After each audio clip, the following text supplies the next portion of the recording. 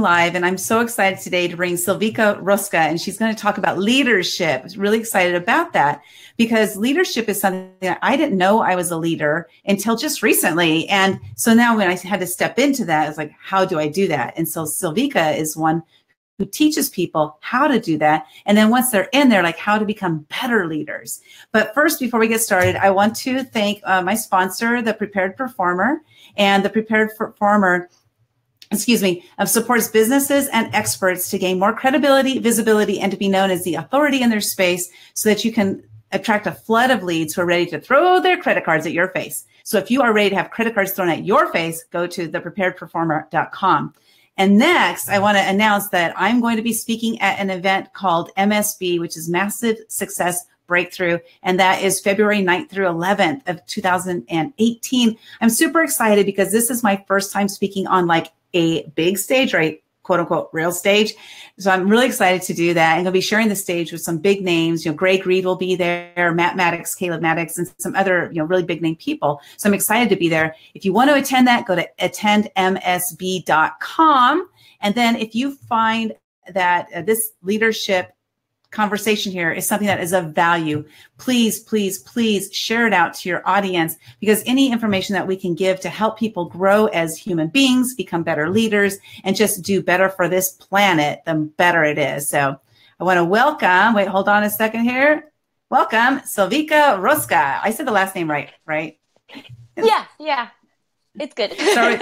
Okay. It's funny. You're frozen, but we can hear you. So that's good because, it's not good that you're frozen, but eventually what you'll do is you'll come in and out and that's okay. As long as we can hear you, that's what's important. And your face is up there. So that's good. Yay. It's good.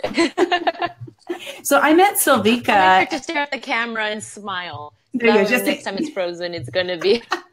There you go. You'll be all ready. Good to go. Okay. Oh, there we are. You're showing now. Cool. Well, I met Silvika at an event called CEO Space, and I think it was probably about 2 years ago that I met her. And it was kind of interesting because at the time, like we were both on the same kind of path, doing the same exact thing. And since then, I've kind of like gone in and out and in and out. And Silvika just like headed like a bull, bull in a china closet. She's like, I'm going for it.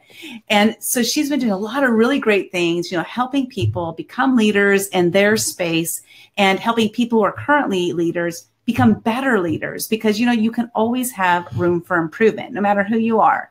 And so Silvika, welcome to the show. And I'm super duper excited to have you here. Yay. Thank you so much. I'm so excited to be here as well.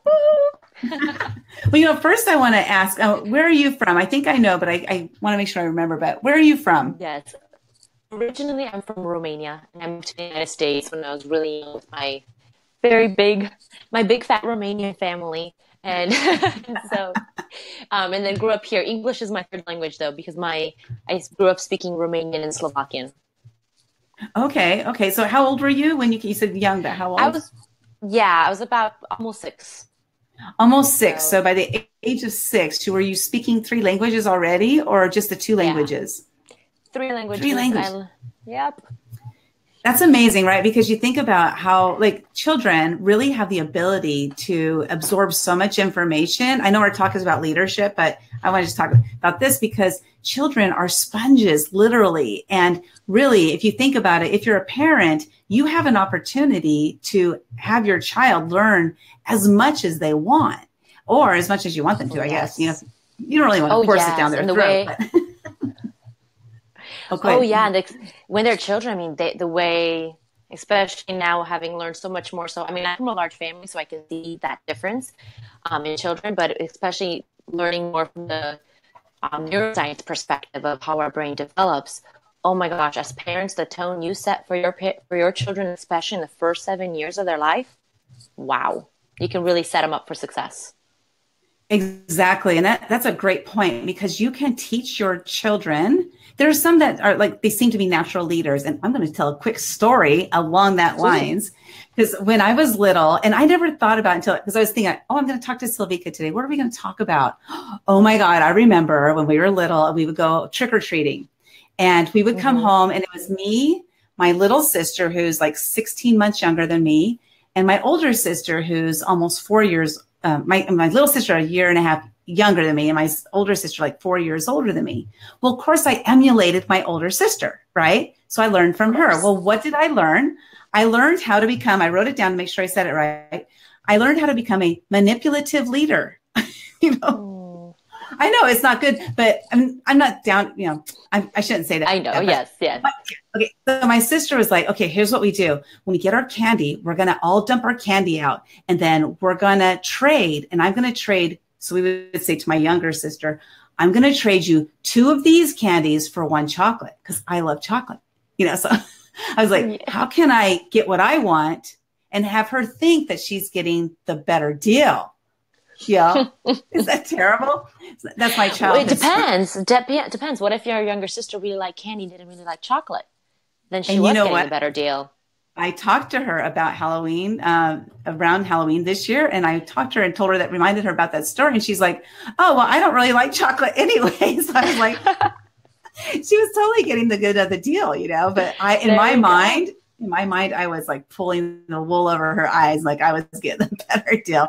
I was like 6 years old. You know? I know. But talking about stories, some people, I am one of them, naturally have leadership tendencies in me. I remember, so I'm from a family of 11 children, and my dad's from a family of 10. And so he's the oldest. And so before everyone spread out, we all used to live here in Southern California. And so I remember as a child, gosh, I was probably 9 or 10.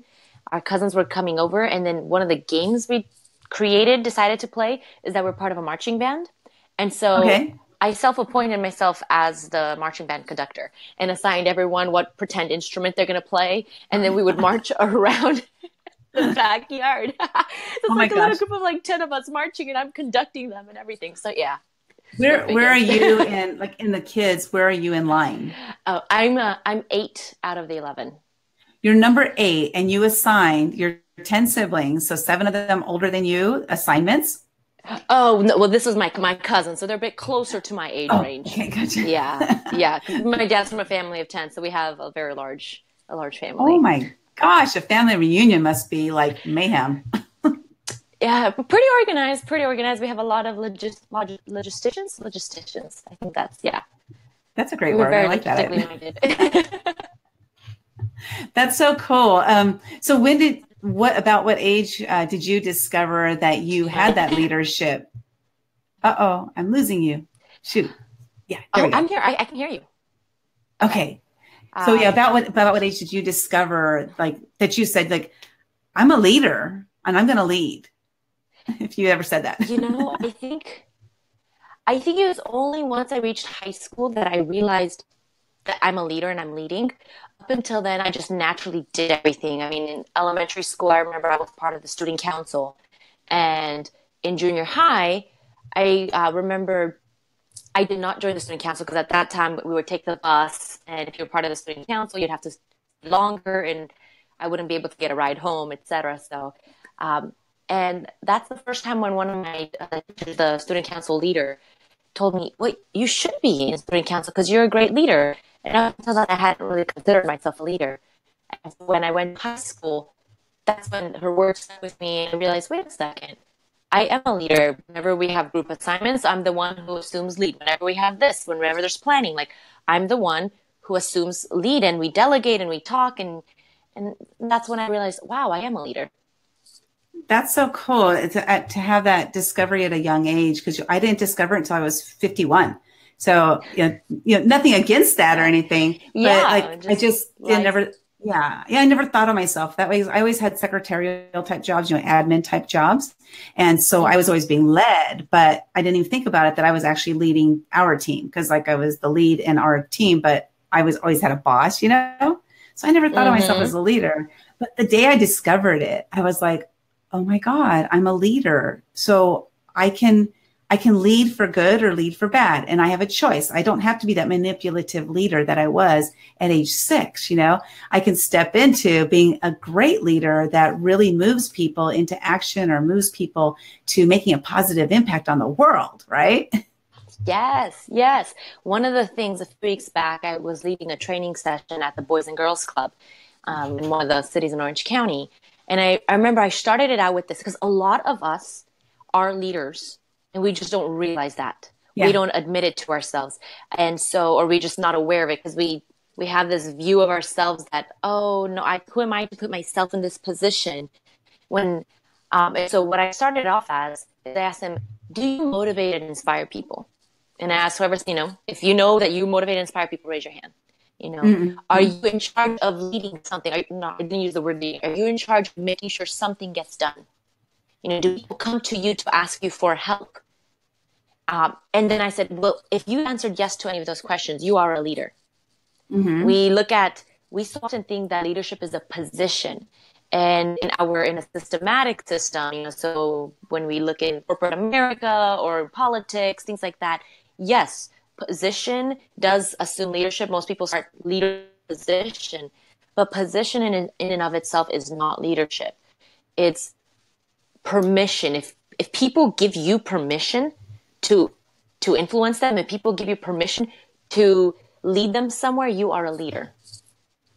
I love that. And that's so true because people can have the title, but not really be a leader. That. Mm-hmm. Oh, yes. There's John Maxwell, absolutely Mm, amazing name when it comes to leadership. He wrote the story. So he started off, a lot of his leadership experience comes from being a pastor within church. And he remembers his first pastoral assignment he got was like a country church type thing. And so he goes and he realizes very, very quickly who the leader really is. There was this farmer, this guy, his longtime brother from the church, etc. And he tells him, look, I don't care about all the letters before your name and after your name. That's like the nose and the tail on the pig. What I'm interested in is the bacon. And so so he was saying, like, all those titles, that doesn't matter. What we're interested in is the bacon. Because as John Maxwell found out, that guy had the respect of everyone around him. If Mm-hmm. a decision was being made, everybody else would look to that guy who didn't have a formal title. What is his reaction? And Oh, he is the leader. that's a great. Did I come out correctly? I'm sorry. Did that come out correctly? I don't know if it got cut off. Yeah.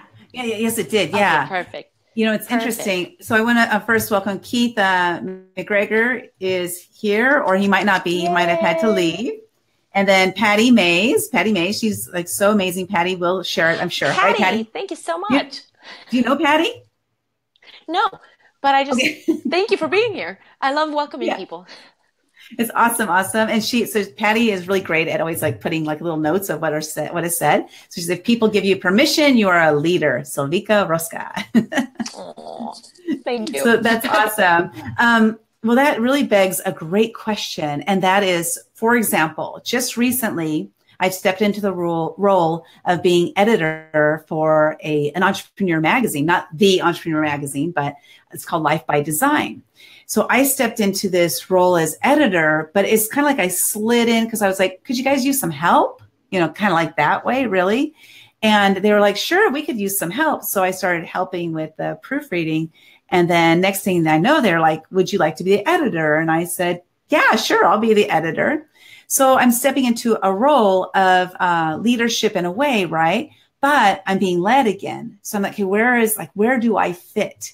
Where, as a leader, as the editor, where do I fit in this role? And so can you maybe talk about like how can people make sure that when they're in a role of leadership that they don't butt heads with the other leaders? Okay, definitely. I think first, one thing to realize that the best leaders are also great followers. I love it.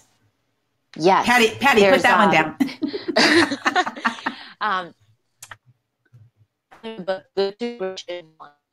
He and his team did tremendous amount of research on what causes companies to go from mediocre to great. And one of their findings was that the number one factor is what they called level 5 leadership. And these are leaders who lead, but they also surround themselves, nurture other leaders and surround themselves by other great leaders and empower those leaders to lead as well. So they work very well with fellow leaders. And there's a whole bunch of other things, but that's the key part is they don't I get the credit who how led the team, right?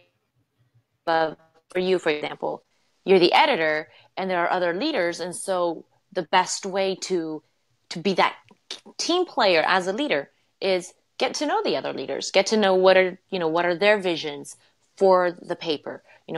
How is, especially if you're the new person in, it's always nice to first get to know what is going on. What are they doing? I forget who it was, but back in, I think it was the 80s or 90s, there was this famous CEO who would always be brought in whenever a company was going through like really bad times and the company just needed to be shifted around. And his signature trait was when he came in, instead of telling everyone what to do, or firing people, blah, blah, blah, he would bring in all the key leaders on the board and he would ask them, he'd say, okay, let's stay here, let's mastermind. What do you guys think the problems are? What do you guys think the solutions are? And he would basically empower the leaders to actually be leaders and do their jobs.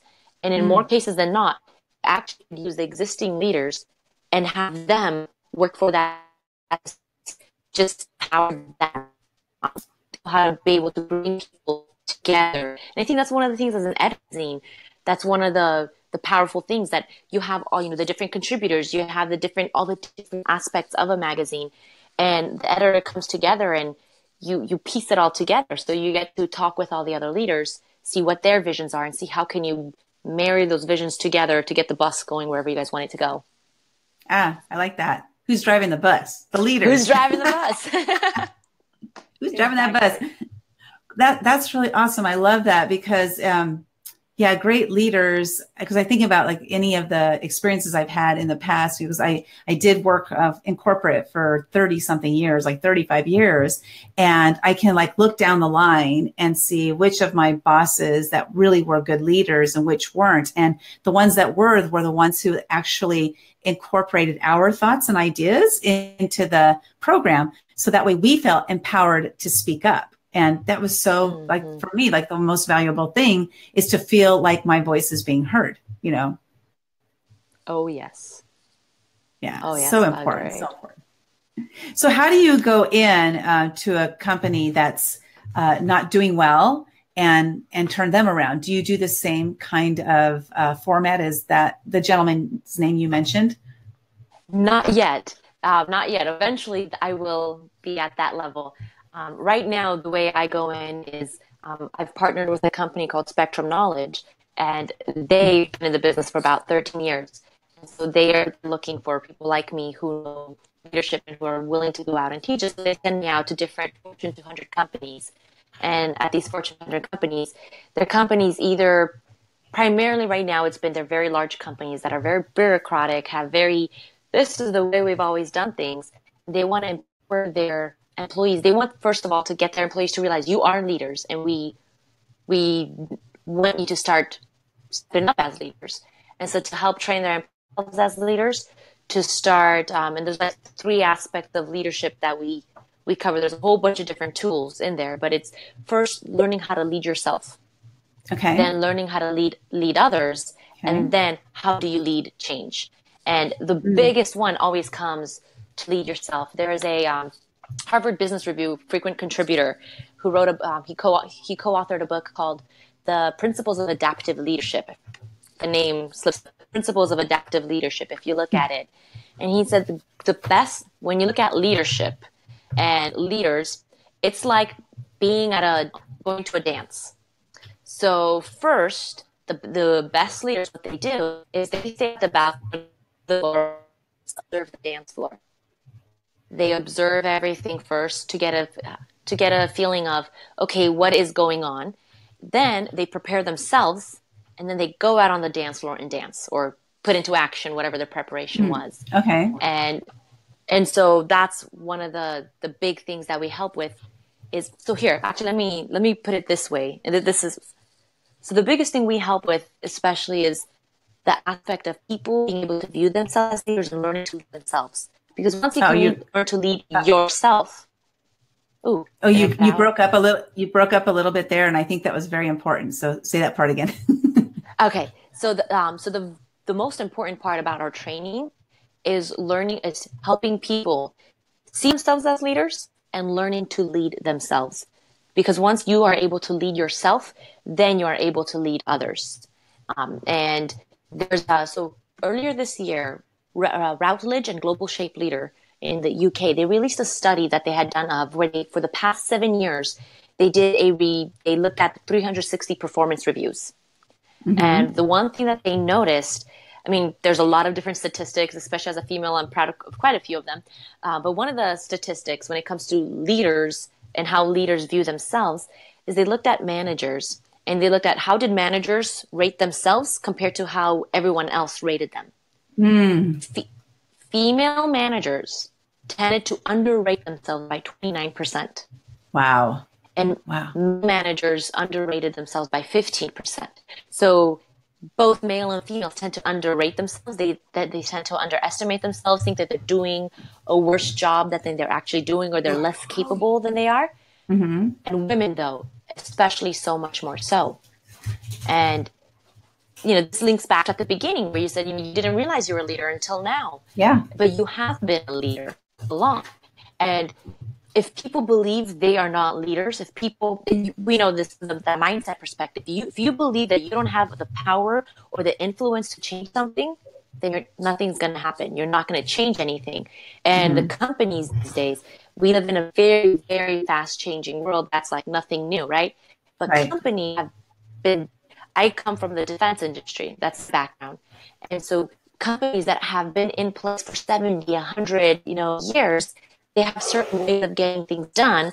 And in order for them to change and to adapt to still be in business in the next 20 years, they need to have employees, or they need to have people who don't view themselves as employees, but view themselves as leaders. And that's where we come in. That's really awesome. And then how do you get them, like different departments, to cohesively work together and learn, like, who takes over as the leader at that point? Because there really has to be a leader that makes the final decision, right? Or can you just have it be, random people making the decision? It all depends. Well, it all depends on the company and how their structure is. Like some companies, if there's a decision, I believe I'm live, so I'm going to keep talking. I can't see you anymore, though. Oh, you are. You're live. I can hear you. Making can be done at the team level. And other levels are, you have a different cutoff or approval authority, etc. So it's a matter of what the company culture is and what the company rules are. And you know what I'm going to do? I'm going to step out and step back in because I'm not seeing anything back. Okay, she'll be right back. So in the meantime, I'll share with you guys, she has a planner called the Champions Planner. And this planner, she's going to give one away. And I wanted her to be here to share with this, but she's going to give one away to anybody who comments in the comments below. Just put planner if you're interested in receiving the free planner. It's about like $31. And here she's coming back up. It's about $31. And so can you hear me? Yes, I can hear you. You're talking about the Champions Planner. That's the original version. There's another version called the Inspired Champions Planner, and it's available on Amazon. I have not updated my Facebook page. Gotcha. Because I just looked up Champions Planner and I found that one because you talked about giving one away, and so what I said is they just go ahead and comment in the comments planner. So then we'll choose the winner. And I'll do that tomorrow. So I'll wait 24 hours for any of the replay viewers. If you're watching the replay, please put hashtag replay in the comments. That'd be awesome. And if you're interested in receiving the Inspired Champions Planner, then go ahead and put planner in the comments below. And then I'll select a winner tomorrow in 24 hours. I'll have Silvika select a winner for me. So let me see, we'll bring us back because, there's the planner. Okay, bye planner. It's gone. So and I'm back. Yay. And I can see you. So did you move to another part of your office or something, or? Same place. Very interesting. Okay. Well, you never know what's going to happen, right? It's all live. It's all awesome. Awesome. So maybe can you share like 3 of your top tips for an entrepreneur? Because like you're working with corporations, like they're big companies and things, but what about entrepreneur? How can they step into a leadership role? Or if they're already in a leadership role, how can they step into it in a larger way? Okay. If you are an entrepreneur, automatically you are a leader because you are leading your business. That's the key thing. And so the number one thing I would recommend for entrepreneurs, especially speaking as one myself, is when you are in charge, when you're calling the shots, and when it's your business, your livelihood, everything depends on the business that you're running or the sales that you're going to make. It is so easy when things don't go exactly as you want to get emotionally out of control, to panic, to freak out. Been there, done that. I know. So, right? All of us, right? So, what I would highly recommend, absolutely, is have part of self-mastery and emotional control is it's so easy to start your day and to just go do all these things that you need to do, right? Mm-hmm. Go crazy, crazy rat wheel. Even though if you're not in the corporate environment, you can be on that hamster wheel, rat wheel very easily, even as an entrepreneur. So Right. carve out at the beginning of your day or sometime in your day a time for you to have a mindfulness practice, whether it's prayer, whether it's meditation, whatever it might be. Have some time carved out where you're not thinking about everything else that you need to do, where you're spending time, being grateful, focusing on all the things you have to be grateful, where you're spending time maybe, enjoying nature, or, for me, reading scripture and praying, whatever it is, have some sort of a mindfulness practice every single day, because that puts things in perspective. Because Cool. if you, let's say, for me, for example, earlier this year, quick story about me and how this has helped me. I had this tremendous affiliate deal that was going to come through. It was this webinar I was doing with this group of people that had tens of thousands, a list of tens of thousands females that'd be perfect. I had created originally an online leadership training program that's still available online. And so we was doing this webinar. I mean, we were looking at, a conservative estimate of like 100K in sales, right? That I would Mm-hmm. get. And so I was so excited. And then there was a few other deals that were meant to come through. And then within 1 month, every single deal that I thought it was going to come through just fell through. Oh, Fell. wow. Wow. Absolutely crashed. Nothing, nothing, nothing. I panicked. I freaked out. And when you're all by yourself, guess what happens? You just spiral into this panic, right? And so this is the second part on having that mindfulness practice. But I had a friend that I reached out to, and that person reminded me, like, wait a second, especially knowing my faith. He's like, snap out of it. Who do you believe in? What do you believe? Stick to what you believe, and, incorporate, start praying, start having that time of, just you and your creator, and then boom. And so I'm not trying to be like, oh, like preachy here, but the point is, have that time. Like, once I started taking that time for me, as prayer, for you, whatever it might be, once I started taking that time, I started getting better clarity. I was able to control the emotions. And it's from a scientific perspective, when we look at our brain is not meant to handle intense amounts of stress constantly. Our brain is like the supercomputer of computers. And if you have too many thoughts running, it's like having a lot of different apps on your brain open on your computer. Eventually it slows down, it'll crash and burn. What you need to do is, especially when you have a lot of things running at you, this mindfulness practice allows you to be able to calm down your brain. So this will throw a little bit of perspective. We have 4 million bits of information thrown at us per second. Per second? Per second. We can only process 2,000 bits per second. So we're processing 1 in 2,000, 1 in 2 million, 1 in 2,000, right? Like, Wow. we're processing a tiny little fraction. When you're under stress, that becomes even so much smaller. That's why you see, whenever there's like eyewitnesses for a crime and the eyewitnesses reports vary, it's not necessarily that the eyewitnesses are lying, but due to stress, all of a sudden, instead of seeing that full like 180 degree, you see like maybe just 7. And same thing when it comes to business and entrepreneurship. When it comes to decision making, if you're under stress, you will not see all the data. You will misinterpret data, and you're going to make misinformed decisions.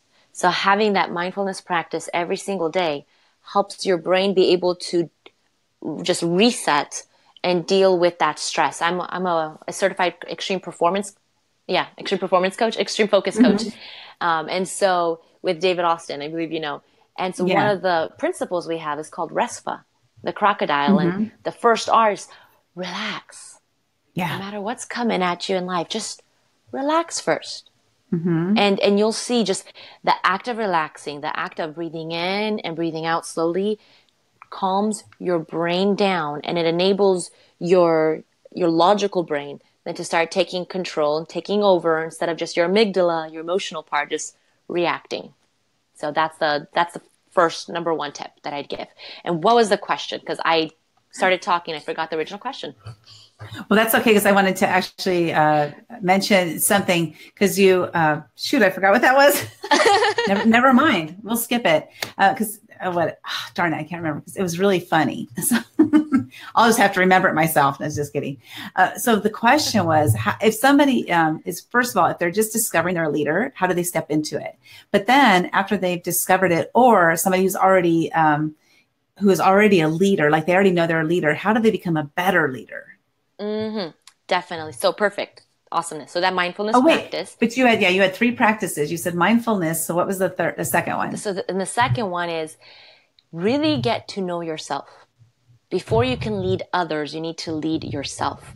And so I'd highly encourage, if people haven't done any personal development work, or if haven't taken any like personality tests, go ahead and take a personality test. Start enrolling in some sort of form of personal development. A book I would highly recommend. I mean, Napoleon Hill's books would highly recommend them. But and another book I would highly recommend is called Psycho-Cybernetics by Maxwell Maltz. That's really great read. I think people after reading it will be like, oh my gosh, my goodness.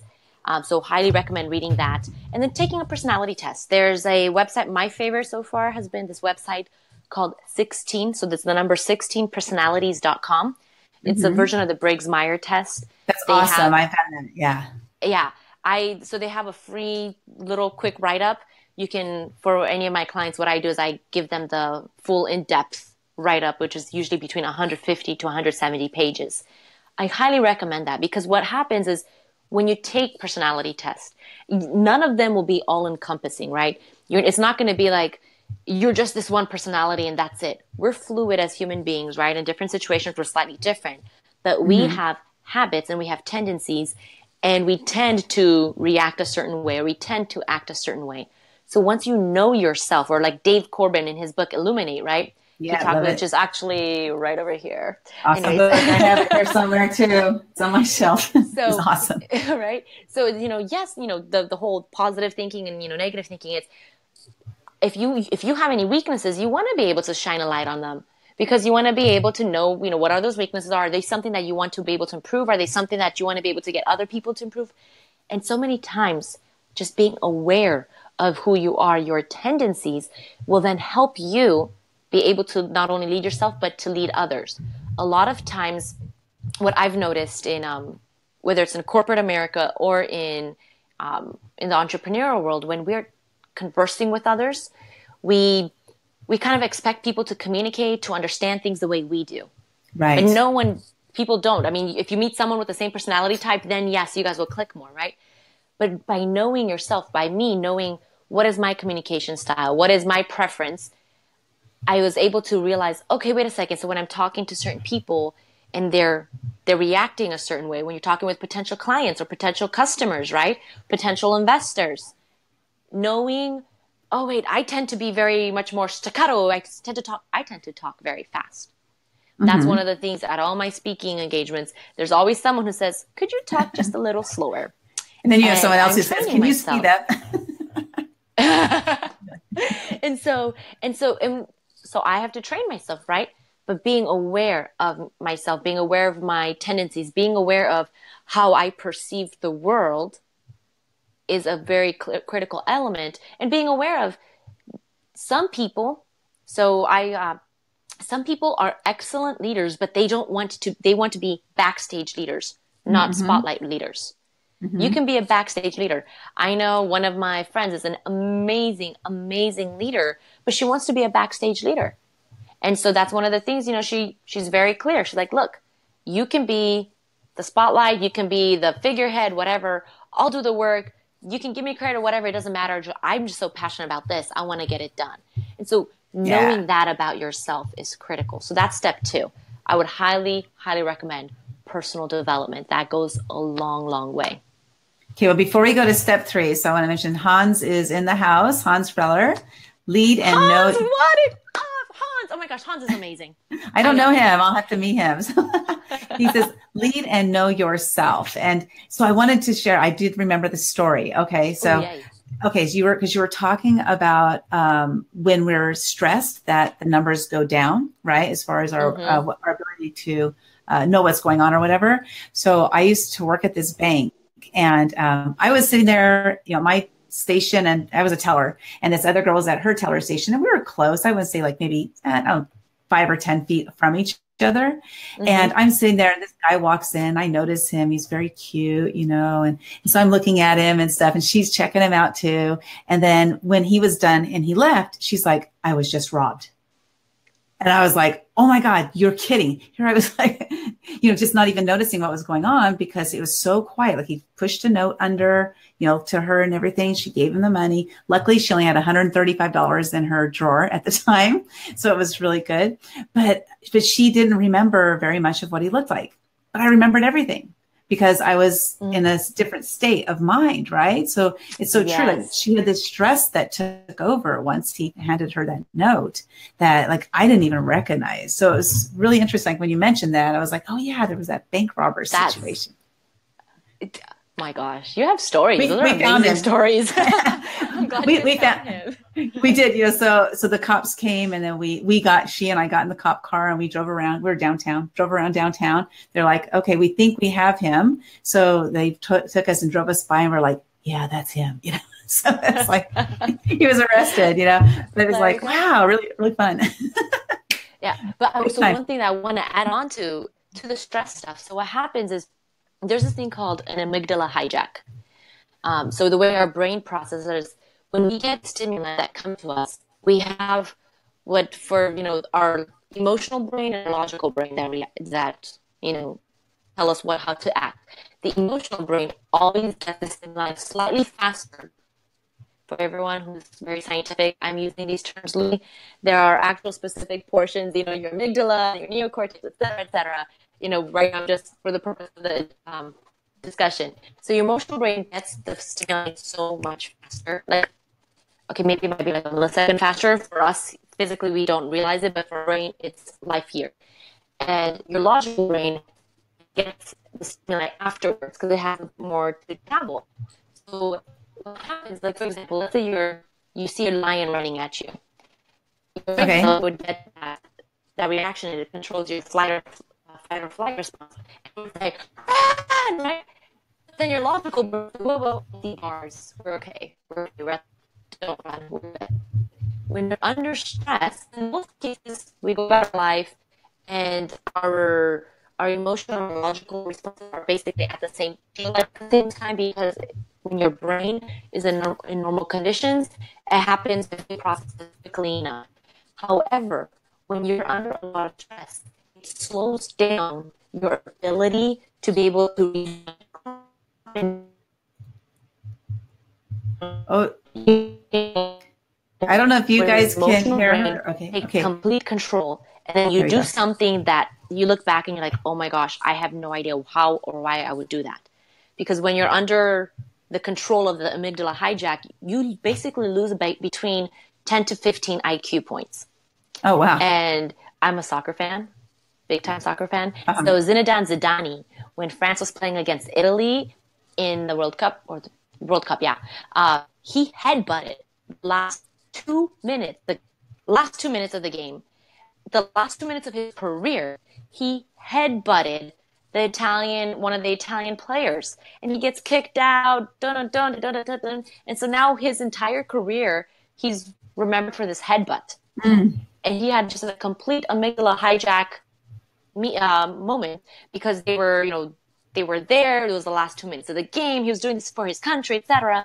And apparently, the Italian player had said something about his sister, I think it was, and the guy just reacted. And so that's why the whole mindfulness practice. I know we're like skipping, but it's super super important because you could be if you're living under a lot of stress, you could actually then end up doing something and acting out in such a way that isn't within your normal character because you're under the influence of an amygdala hijack. So just wanted to throw that out. That's really interesting. There's a lot of instances in history that we can think of that, like Leon Spinks biting the ear. The OJ's. Yeah, I can hear you. Can you hear me? Okay. She can't hear me. Because now you're frozen. Okay, so if you guys just let me know if you can hear one of us or both of us or neither of us, that would be awesome.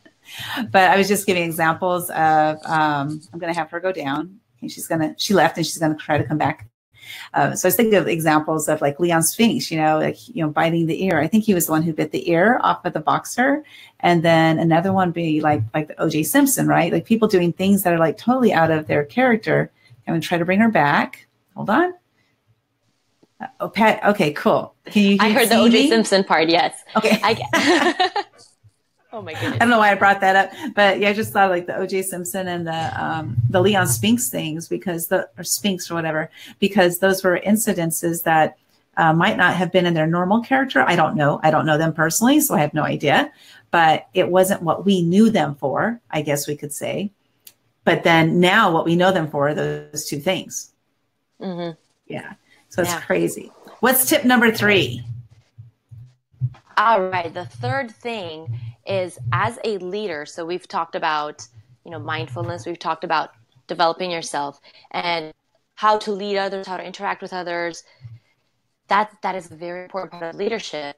And instead of talking about that, what I would really want to talk about, the third thing, is actually leading change.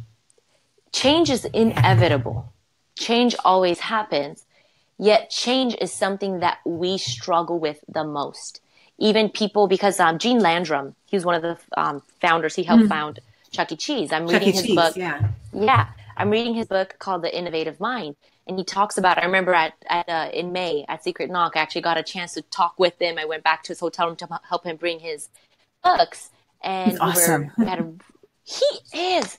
And we had such a great conversation. And he was just talking about, look, if you want to innovate, you have to creatively destroy what has already been or what you already have done. And and so he said that's why most businesses and most companies never innovate, because they at the beginning they have nothing, so they innovate, they create this amazing product, and then all of a sudden now, in order to innovate, they have to destroy that, right? They have to come out with another product that will take over this one in the market share or something like that. And most companies or most people don't want to take that risks. That's why a lot of in the more built-in, long-standing companies, the innovators are the ones that are like kicked out of the company, and then they end up going start their own company because they're the risk takers, and their products, their ideas are a threat to the current products. And so one of the things that I would highly recommend to entrepreneurs especially is get in the habit of being comfortable with change. So the whole get comfortable being uncomfortable quote, but more practically is every single day, do one thing that you normally wouldn't do. Because then this will get you accustomed to doing something different. So maybe take a different route home or go to a different grocery store, something as small as that. Or maybe, pick up a book that you normally wouldn't read. Whatever it is, just do one small thing every day. Or if let's say, for example, someone tends to be a bit more shy, talk to 5 people in the grocery or one person, right? Do one small thing every single day, because those small little acts, what they do is they start training your muscle. So I'll continue this and then I'll say that next. So they start training your muscle for big change. So once big change comes, you're accustomed to it because you've done the small steps. It's like when you're learning to lift weights. So three or 4 years ago, I decided to do CrossFit. So when I first started out, I tend to be a very fit, athletic person, but I hadn't worked out in a while. And so when at first we were doing deadlifts, it gave me just bar, which is 45 pounds. No big deal. I was able to do it. Within 3 weeks, I was deadlifting 115 pounds. Had I started at 115 pounds, I would have pulled a muscle. It would have been no go. But they started me with small change over and over again. Every single session, push yourself just a little bit out of your comfort zone, just a little bit, just the way you build a muscle. You tear the muscle, you put stress, just a little bit stress on the muscle, and then you give it, resting time so it can grow. So same thing with us. If we want to be innovators and bring in change, don't wait until there's big change to be brought in. Start preparing yourself and start preparing. For me, a real quick background story. From 2006 to 2016, I worked in the defense industry, all areas of finance. Then I quit. And so for an entire year, I was full-time in the entrepreneurial world, going to different conferences, building up my business. And then in July of this year, I'm working now part-time while still continuing to build up my business. And when I first decided to quit, what I did is I knew in 2016 that was the year that I was going to quit. And so every single month, at the last week of the month, as I'd be leaving, doing my pattern, I'd look at the doors and say, this is the last January I see you. I'd start telling myself that. And little by little, my brain got accustomed with saying, goodbye, this is not my normal, goodbye, I'm doing something different. So by the time, everyone else was like, oh my gosh, big change, big change. Gradual steps that made that big change comfortable. So whatever it is, and then I've been focusing this entire conversation on us, right? So now, entrepreneurs, you tend to be the innovators, right? When people come on board, remember the innovation curve. There's the like the cutting edge people, there's the leaders, then there's the early majority, there's the late majority, and then there's the laggards. The very first, it's like 3%, 13%, then 34, and then like another 18 or whatever. Keep in mind, knowing that people are hesitant to change. If you want to be able to have the most tremendous amount of influence as an entrepreneur, as a leader in your industry, as a leader in this new product that you're creating or a new service that you're bringing, don't come up, whatever you're doing to provide product service, for you it's an incremental change. You don't realize the incremental change. When you want to bring people on board, realize 100. So realize. You said when you want to bring people on board, realize. Okay. So realize that you don't want them to go from 0 to 100. You'll be able to 15 first, then 30, then 60. Apply that gradual change method with other people, with the people that you are leading as well. That's awesome. And, it's interesting. You touched on something that in 2016, Patty said that was garbled. And I thought so too, because can you just go back about like when you mentioned about how if you are an entrepreneur and you want to bring on people, do that part again. Yes, definitely. So if you're an entrepreneur and you want to bring people on board, whether it's people on board to your company or whether you want to bring on customers as fan bases, don't expect your customers to be able to take them from 0 to 100. I mean, hold on, let me reword that. You can expect whatever you want to expect. Right. However, in most cases, most people will be unable to go from 0 to 100. So bring them on board gradually. That gradual change that you have been living with, start taking them from 0 to 15 first, and then to 35, then to 60, who knows? So take that gradual change approach as well. And that's with anything in life, like not even just that, like even with your kids or spouse or what have you, is like because if you're going through personal change yourself and they're not going along on it with you, they have to incorporate your gradual change into their life as well and to make it cohesive. Yes. Yeah, I've learned that. I've been married for 29 years, so it's been a definite process of, growth, and like I grow and then like we do this kind of thing all the time, back and forth, but it's awesome. But I wanted to share with you. So in 2015, I decided on January 1st that I was going to do a year of no fear. And actually that's the year I met you, because CEO Space was one of my year of no fear things. And my year of no fear was every single morning when I wake up, I'm going to say to myself, what is one thing that scares me? And I'm going to do that thing, no matter how big or small it was. Mostly they were small things, but because I had 365 things that were scary to me, small things. But what it did is I don't want to say that it numbed me, but what it did is it made me realize what fear felt like and realize that I can go ahead and encounter it and blast right through it. And I was going to live to tell the story, so it's like fear became part of my comfort zone, I guess I would want to say, in a way, it's crazy. And that was exactly like what you were talking about. So I caused a pattern interrupt in my day every single day in 2015. And it really changed a lot for me. It was hard, but I did it. I made it through it. I still have some of those same fears, but the point is that I'm not like, I'm scared, but I still do it. And I don't worry about it nearly as much because like just meeting new people, I get very nervous when I meet new people every single time. So I just, I have this like little, what do you call it? Like a little ceremony that I go through that works for me, that helps me to just get myself in there and do it, little ceremony. Yes. Yes. Well, okay. I'm like very friendly. I talk to strangers all the time. And even with that, before I go to conferences or before I go to meetings, I prepare myself mentally for it. I remember for me in 2014, I had decided that I wanted to go into real estate. I was considering going into real estate. So in 2015, at the beginning of the year, I started attending a lot of different real estate investor association meetings. And so for me, I'd grown up always being like the smartest person in the class.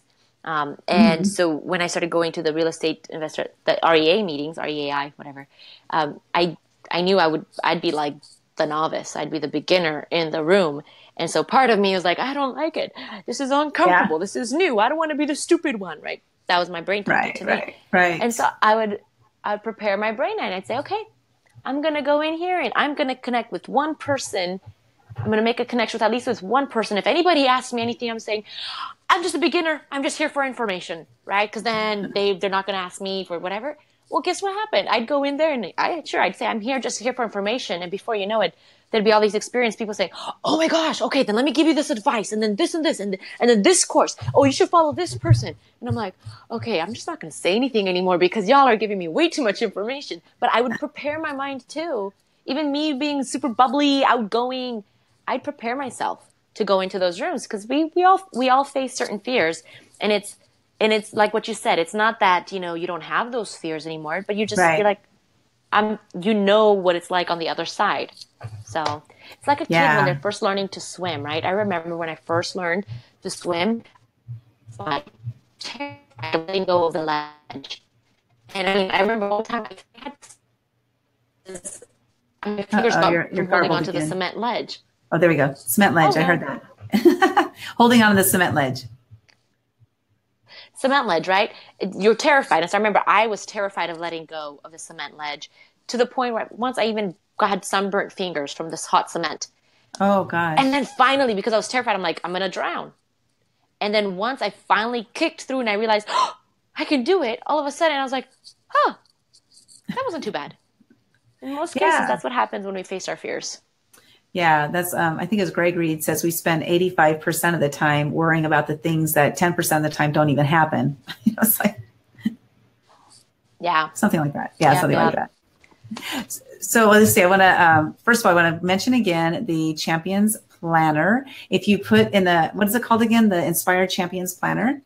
So if you put in the comments below, just put planner. If you're interested in winning that, we're going to be giving away one of those. I'm going to do it tomorrow at 2:00 p.m. Pacific time. So 23 hours from now. So if you're interested in winning the planner, put planner in the comments below and Silvika will get that out to you. And so if you can just go through, I didn't write them down, but number one again was, let's do number 1, 2, and 3. Number 1 was mindfulness practice. Number 2 is personal development. And number 3 is small incremental changes. Do something different every single day to prepare yourself to be able to lead change. Awesome. So you guys get out there and do that because you are a leader. You're here. That means you're a leader because you're not at a job.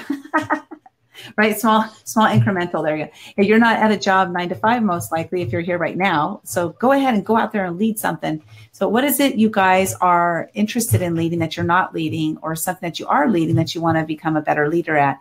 Just remember these few tips here and get out there and do it. Everybody have a wonderful, wonderful day. This is Linda West with Living Live with Silvika Ruska, and I'm so glad to have you here today. I'm going to get you on again, Silvika, when we can have a better connection, though, okay? Because there's a lot of garbling there. So in a few months, I'm going to bring her back, okay? Okay. Thank you so much for having me. You stick around just a second, Silvika. Okay, everybody have a great day. Bye-bye now.